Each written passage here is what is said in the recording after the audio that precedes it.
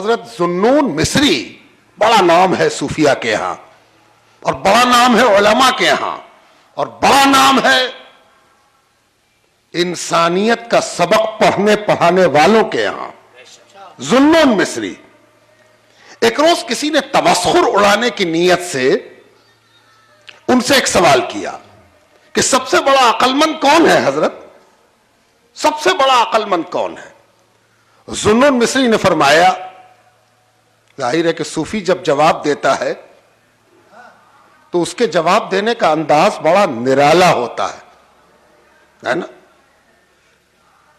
پہچان لیا کہ پوچھنے والے کا مقصد کیا ہے، کیا چاہتا ہے یہ پوچھنے والا۔ کہا میں ہوں سب سے بڑا عقل مند۔ ظاہر ہے کہ جس نے مذاق اڑانے کی نیت سے پوچھا تھا وہ مسکرا اٹھا، اسے بڑی حیرت ہوئی کہ اچھا میرے دام میں یہ پھنسی گئے، ہم نے تو سوچا تھا کہ نکل جائیں گے، یہ پھنس گئے۔ ظاہر ہے کہ جب کوئی اپنے آپ کو عقل مند کہے تو ہم سب مسکرا دیں گے، ہے نا؟ تو اس نے بڑی زہریلی مسکراہٹ کے ساتھ دام میں پھنسے ہوئے حضرت کو سوچا تھوڑا اور چھٹپٹا دیں، تو فوراً پوچھا کہ اچھا سب سے بڑے عقل مند آپ ہی ہیں، چلیے بہت دنوں سے تلاش تھی، آج ملاقات ہو گئی، اب ذرا یہ بتا دیجئے سب سے بڑا بے وقوف کون ہے؟ ذوالنون مصری نے فرمایا وہ بھی میں ہی ہوں۔ اب تو پھنسانے والا خود پھنس گیا، اب پسینے پر احتساب کی بوندیں چمک اٹھی کہ پھنسایا یا پھنسے۔ اب جو ذرا غور کا موقع ملا، مراقبہ ہو گیا۔ کس کو کہتے ہیں مراقبہ؟ ہے نا؟ یہی ہے مراقبہ۔ جب کہیں کسی منزل پر کوئی شیخ جانے یا انجانے اپنی کیفیت کو سمجھنے اور بھانپنے میں مبتلا کر دے، وہی اس ذات کا مراقبہ ہے۔ سمجھ کر سلجھ کر پوچھا، حضرت بات سمجھ میں نہ آئی، دونوں ایک دوسرے کی ضد ہے اور دونوں آپ میں کیسے جمع ہو سکتی ہے؟ یا تو آپ عقل مند ہوں گے یا آپ بے وقوف ہوں گے۔ کہا نہیں، دونوں میں ہوں۔ کہا سمجھا دیجئے۔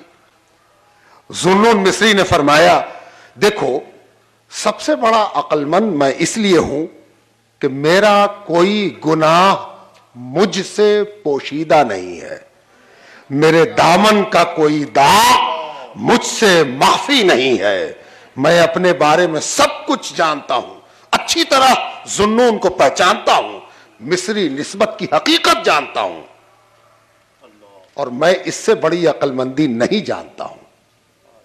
یہ سب سے بڑی عقل مندی ہے۔ جی ہاں، اس عقل کو اب عقل لوگ نہیں سمجھتے اور اپنے دامن پر ایک نئی قبا ڈالتے ہیں اور دوسرے کے دامن کا دھبا کھوجنے نکل جاتے ہیں۔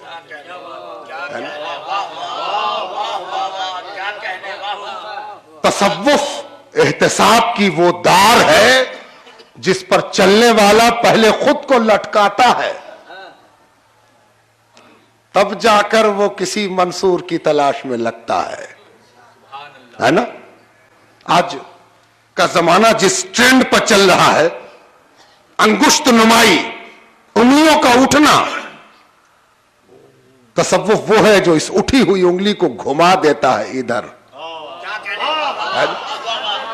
جسے یہ آ گیا اسے تصوف کی تے کا پہلا نقطہ آ گیا۔ ابھی ایک نقطہ اور ہے۔ کہتے ہیں کہ پوچھنے والے نے پوچھا حضرت عقل مندی کے دفتر تو مجھ پر کھل گئے، ذرا اس راز بے وقوفی کو بھی واہ کر دیجئے۔ ذوالنون کہنے لگے دیکھو تمہارے دامن پر کون سا دھبا کب لگا، کہاں لگا، ہے نہیں ہے، یہ میں نہیں جانتا، تمہارے بارے میں میں کچھ نہیں جانتا، اور ایسا بے وقوف کوئی دوسرا ملے گا؟ یہ ہے بے وقوفی اور یہ ہے عقل مندی۔ چونکہ یہ عقل مندی میرے اندر پائی جاتی اس لیے میں عقل مند ہوں، اور چونکہ یہ بے وقوفی میرے اندر پائی جاتی اس لیے میں بے وقوف ہوں۔